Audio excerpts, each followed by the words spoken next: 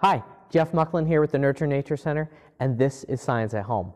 I'm feeling quite festive today because it is the holiday season. I've got my giant snow globe behind me, my Christmas tree is decorated, and I've got a few presents under it. Now last Christmas we learned about the science behind a few toys, and we're going to do that again this year. So get ready to add a little science to your celebration.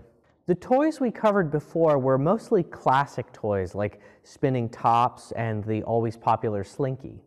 We'll include a link to that video with this one, but this year I have 4 new toys to look at, and the first one is right here in this stocking. These are called gravity beads, but you might want to call them anti-gravity beads because they behave very strangely when falling from a jar. Let me show you what I mean. So I've taken the beads out of their packaging, and I've put them in a jar. And what I'm going to do is I'm going to pull on the beginning of the chain here and just allow the beads to fall out of the jar, and see if you notice anything strange about the way they come out of the jar. Did you catch that? They seem to rise up out of the jar before falling down. Let's watch it again in slow motion.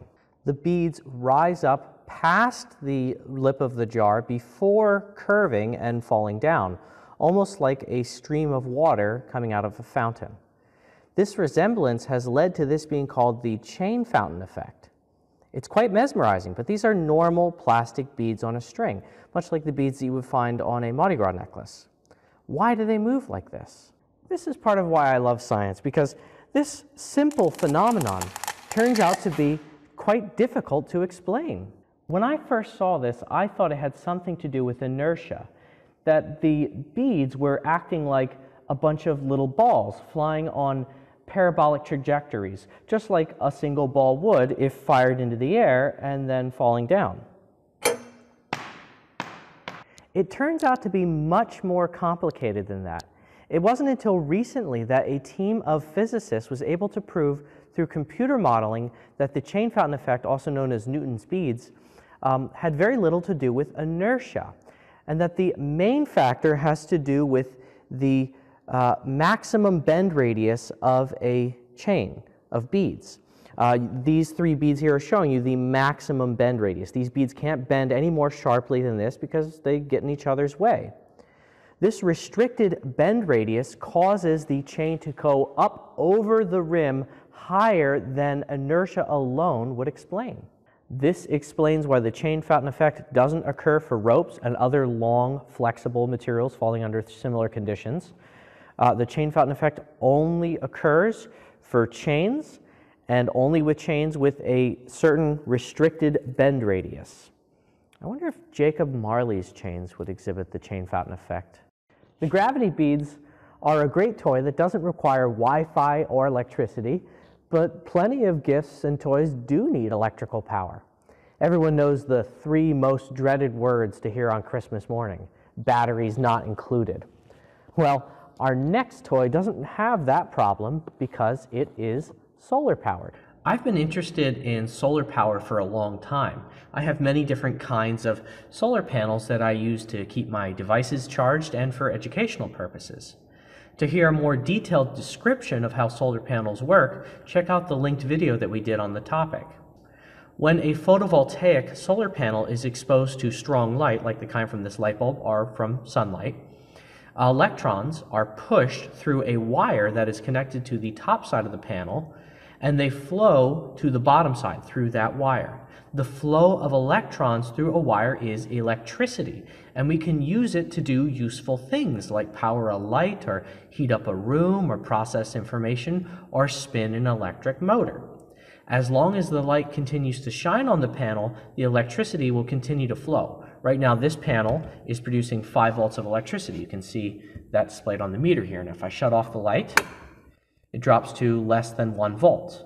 I'll turn it back on again, and the electricity goes back to over 5 volts.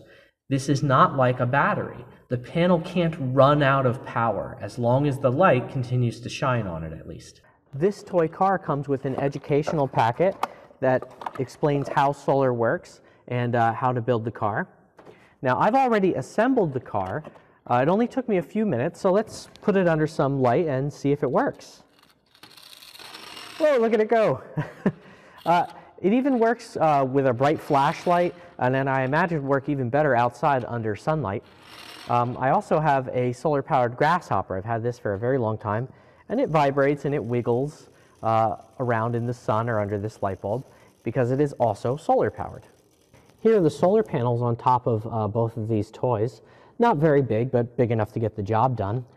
Now, some people have actually made large solar-powered cars that run on nothing but sunlight, big enough for a person to ride in. This one can reach speeds of up to 55 miles per hour. Now, practically speaking, a purely solar-powered car is not going to be very easy to build or operate. The body of a car just isn't big enough to gather very much power, so these cars have to be very lightweight and efficient. However, if we pair solar energy with batteries, we can power vehicles. Some people have added solar panels to cars that charge up in the sun when the vehicle is not in use. And even if the car doesn't have panels on it, if it's still solar powered if it plugs into a source of solar electricity. The next toy is another powerful demonstration of the laws of motion, a mini trebuchet. A trebuchet is a medieval siege weapon. The full-scale versions that were used in real life could be 60 feet tall, and they could hurl an 80-pound projectile over 1,000 feet away.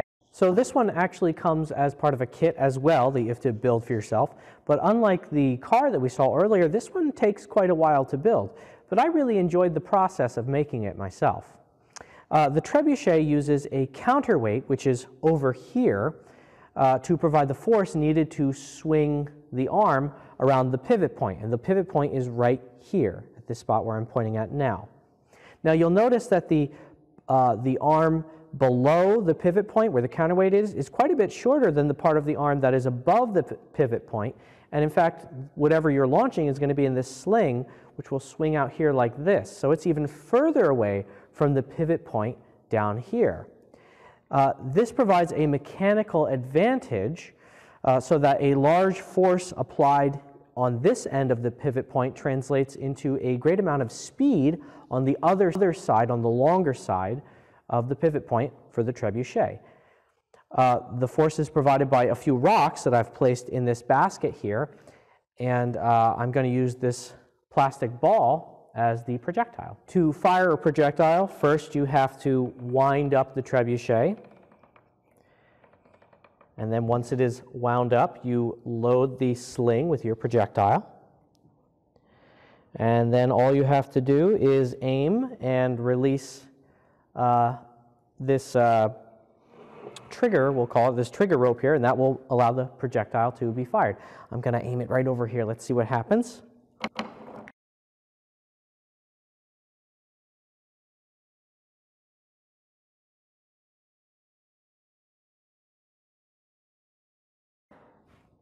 Whoa, I think that went about 15 feet. Pretty impressive. So this is a wonderful demonstration of physical laws of motion and of simple machines. The last thing I want to show you is right here, and it is this video's at-home activity. It's a way for you to make your very own artificial snow using baking soda and hair conditioner. To make this artificial snow, you're going to need to get 1.5 cups of baking soda, and you're going to need 1/4 cup of hair conditioner. I would recommend using white hair conditioner, but if you want funny colored snow, that's fine. I've already measured these out and put them together, and you can double those amounts if you want to make more of this artificial snow. But once you have these things together, you just start mixing them. Sort of massage the material together with your fingers. You don't need to use gloves. I'm only using gloves because I've got to operate a camera. Once you've thoroughly mixed together the conditioner and the baking soda, you should have something that looks a lot like snow. This is really quite convincing. Look, I was even able to make a little snowman from my artificial snow. There are other ways of making artificial snow, but what I like about this method is that when you mix the baking soda and conditioner, a chemical reaction occurs that's endothermic, meaning it absorbs heat. So at least when you first make it, this artificial snow is quite cold to the touch. And I would like to wish you a Merry Christmas, a very Happy New Year, and Happy Holidays. Thank you, and see you next time.